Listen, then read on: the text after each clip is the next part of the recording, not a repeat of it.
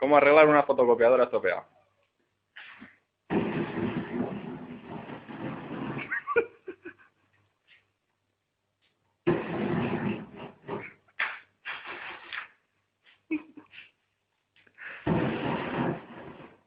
Se pone el rojo vivo en un momento, ¿eh?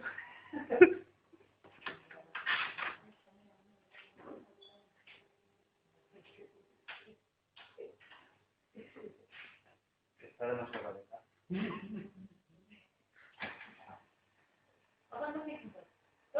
Se está ventilando.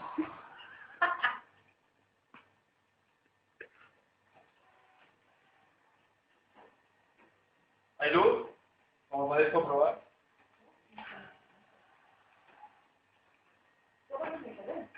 Eso es la carbonilla que ha quedado, nada más.